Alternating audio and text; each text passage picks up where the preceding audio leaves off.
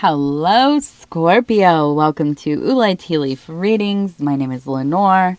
Today we're going to read your tea leaves, but first we're going to start with pulling a singular tarot card. We're going to see what is spirit, what is the tarot, what is the universe going to bring into this reading? What is the first energy?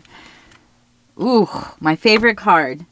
My favorite card. Yes. We have the Four of Discs. All right. Now, it looks like a fortress, doesn't it? It is. It is a fortress. It is a castle. It is the base of a tower. It is everything in balance.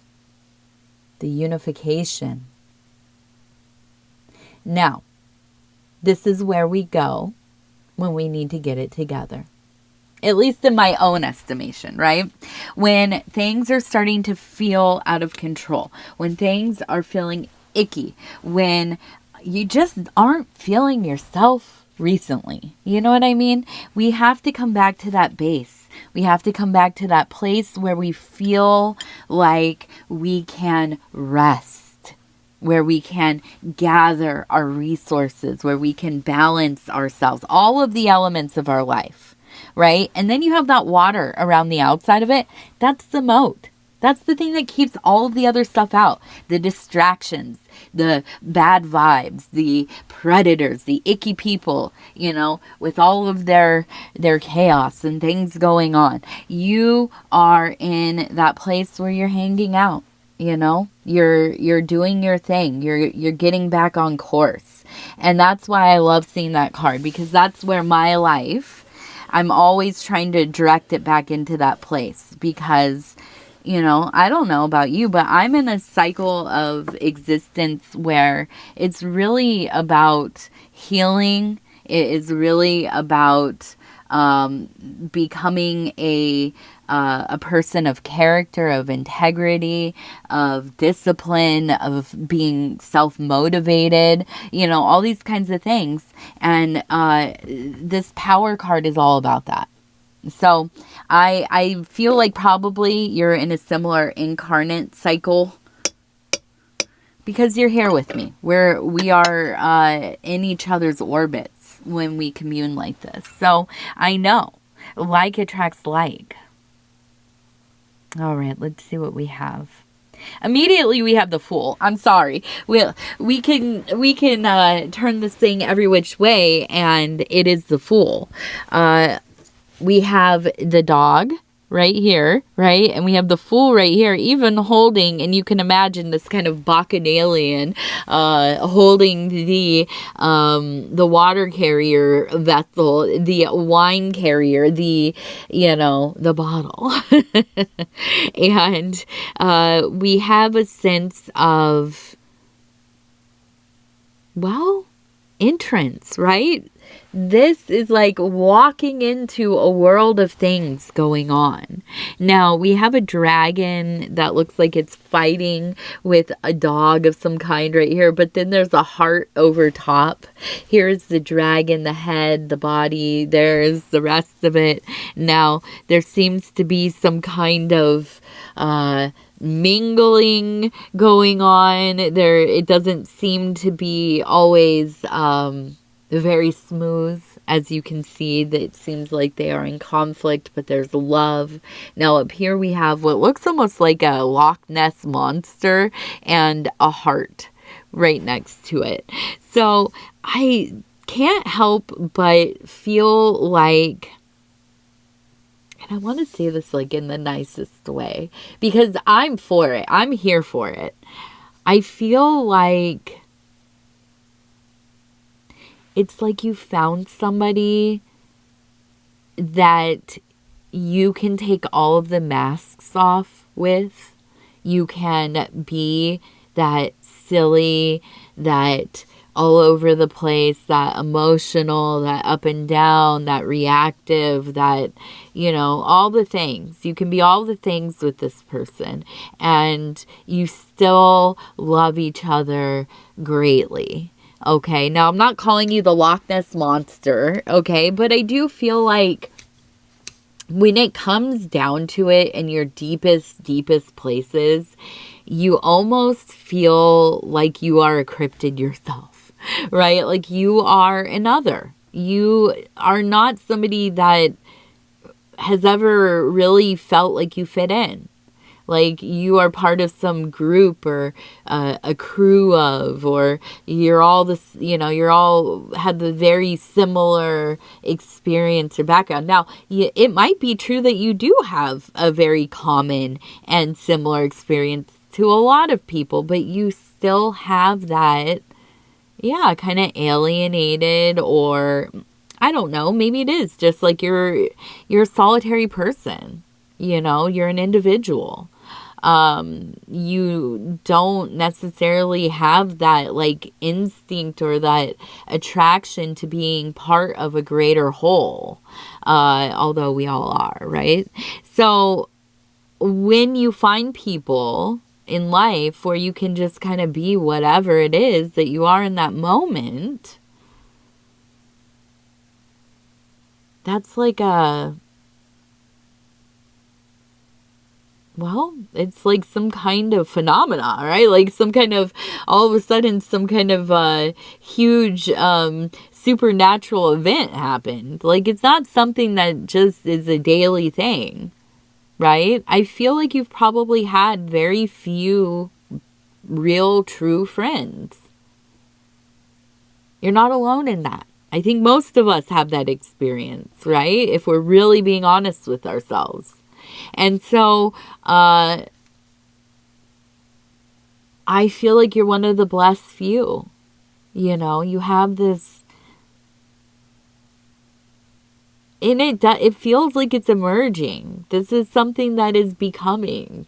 Like you are having an experience, and I'm guessing a little later in life, that maybe you've never had, where you fully engage with somebody, where you fully see and are seen by somebody.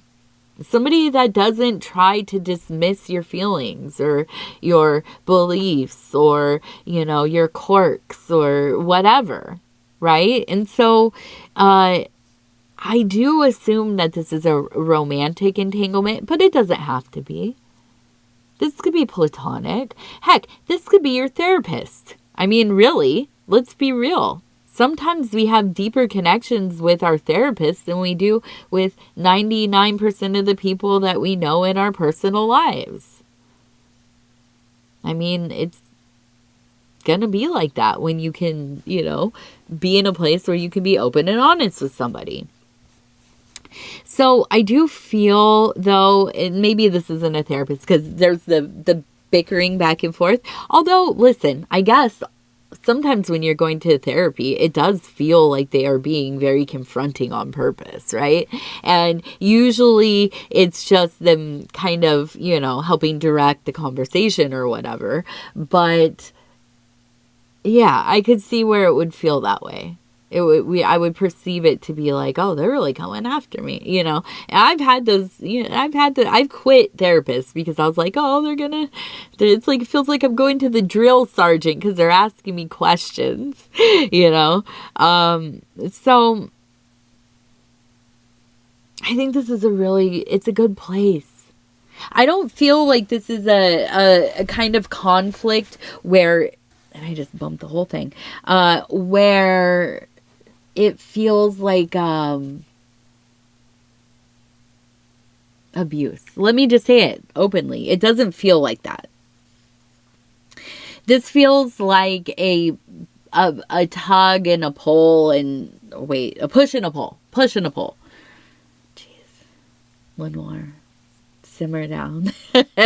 Simmer down here. So yeah. But here's the thing with the Fool though. I feel like the reason this is even happening, or you have the opportunity to connect this way, is because you're coming into this place with an open heart. No expectations. This person is a friend before anything else.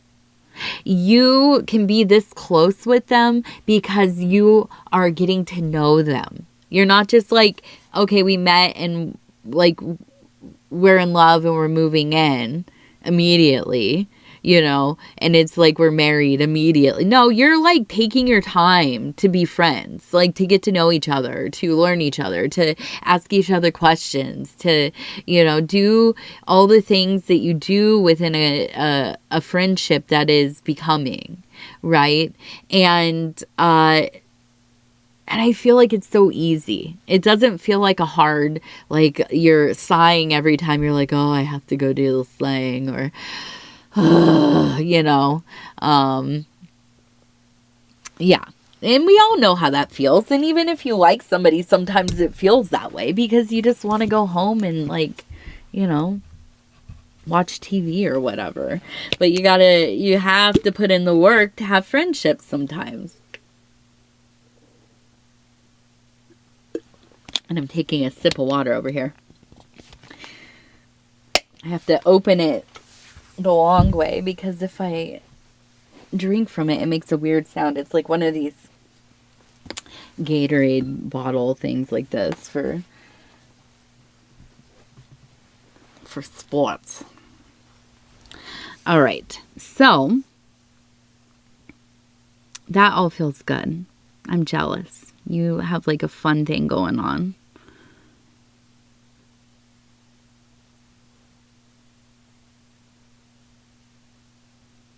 Okay, let's see. We also have, it almost looks like the name Gail, maybe.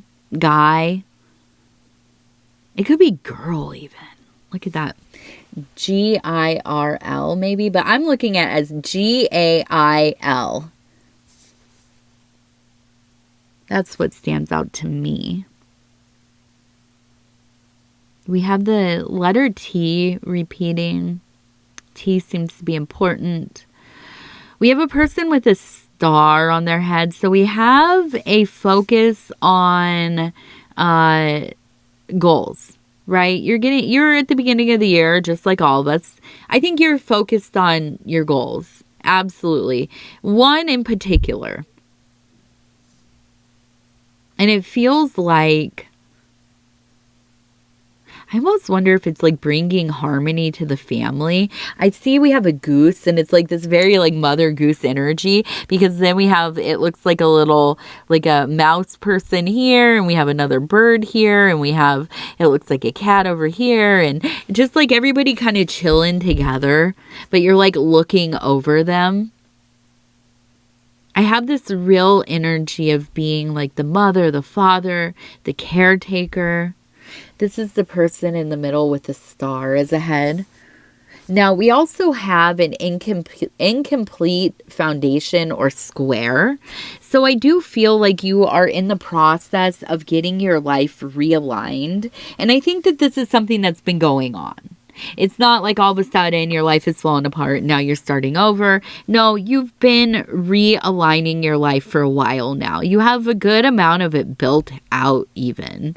But I feel like this next year here, this next period of time especially, you are getting things really like solidified. You've made some very lasting decisions, like maybe something like where you're living, you know, am I getting married, am I getting divorced, you know, am I going to retire next year, you know, things like this where it's like, okay, I've made the decision, I'm getting all the stuff in place for this to happen. Okay.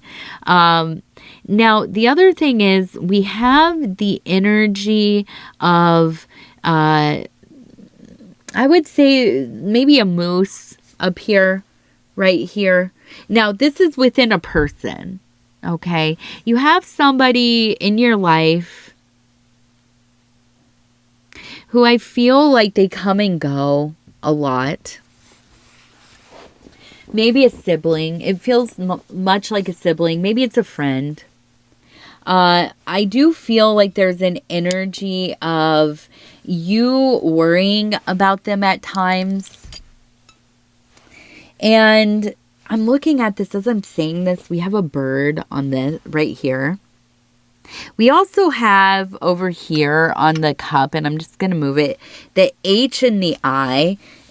And to me, it almost kind of feels like, almost like you have a sibling you worry about, and you have a parent or somebody who was like a guardian or an aunt, an uncle, a grandparent who oversaw the family, like you are becoming the person that oversees the family, that is worried about this person who probably has either like the stature, like they're a very broad-shouldered, big, towering person, probably like pretty chill, but when you get them angry, it's like you're dealing with a linebacker. You know what I mean?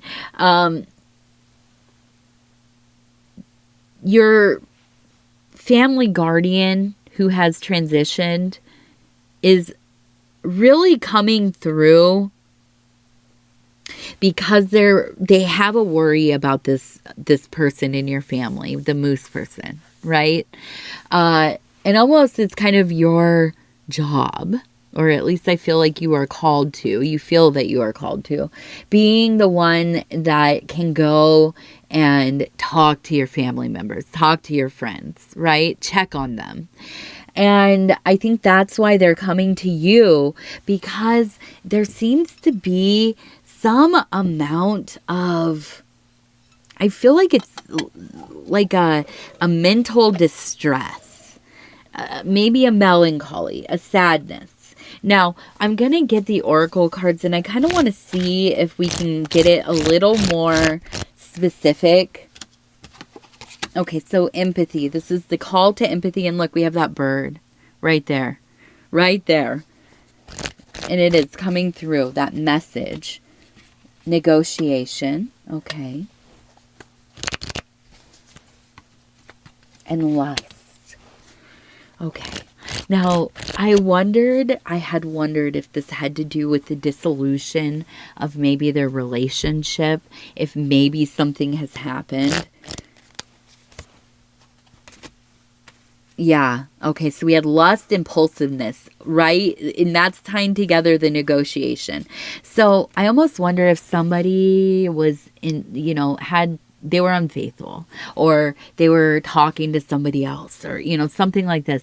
There's a sense of lust outside of their core relationship, and now that's led to negotiation. So I'm wondering if it is maybe like they got caught, or they caught their spouse or significant other, and here you are being called upon to kind of help. Yeah, and here's the romance, help with their relationship.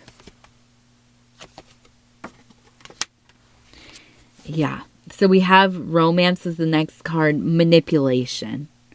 Okay, so maybe this is like you have to intervene because they're being manipulated, or they are manipulating. Okay, and I know this sounds like, ooh, I don't want to get involved. But then we have acquisition. Yes, and I do think that ultimately, although this is about their emotional state, I do feel like it's kind of like you got to get in there so nobody gets over on them while they're in this like state of emotional turmoil.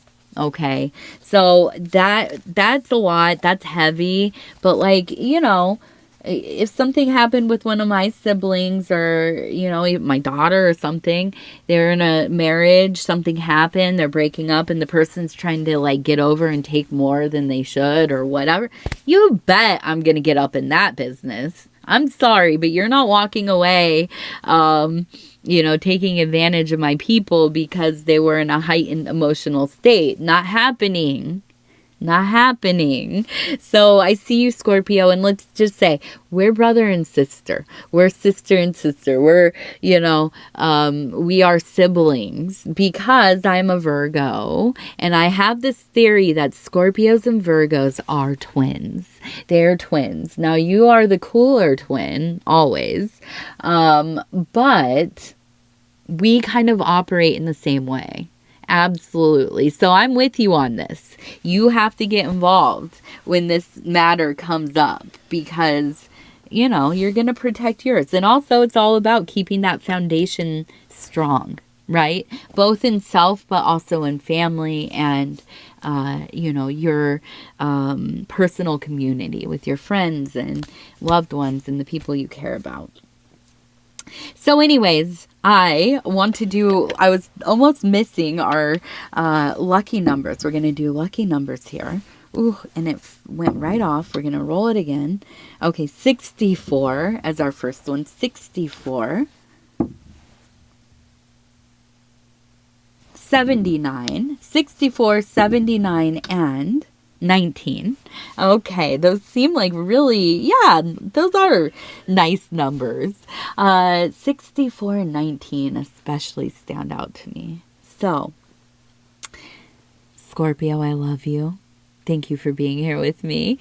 If you want to like, subscribe, or leave a comment, I'd love to hear from you. Also, check out my live streams. You can come in there, ask the questions that you have. I can answer as best I can. I'm not really doing tea leaf reading on there. I'm doing more tarot, but we could try some tea leaf at some point for sure. The other thing, I do private readings if anybody's interested. I've had some people asking again lately. I don't promote it a lot. I have kind of a set thing of, what do you call it? A set book of clients, basically. And I don't really, so I don't advertise a lot. But if you're interested, we can figure it out. You know, I know the world is a strange place lately. And even, I don't know if I've ever said this a lot on here, but people don't read for me. I don't often have people read for me. I've only actually had 2 people in my whole life read for me. And I should admit that. Other people have read for me without my consent. Like they've done readings without asking me and then told me about them. So that's happened for sure. But the way the world has been, you know, life has been, I have definitely been leaning on one of my people that I trust implicitly to read for me, and doing my own readings as well. So, and that's my husband, by the way, the one that does my readings. So, yeah, I get it. It's just a time where it's like, man, I need as many answers as I can get, right? As many as I can get, because it is chaotic out here. So anyways, I love you. Thank you for being here. We'll talk soon. Bye.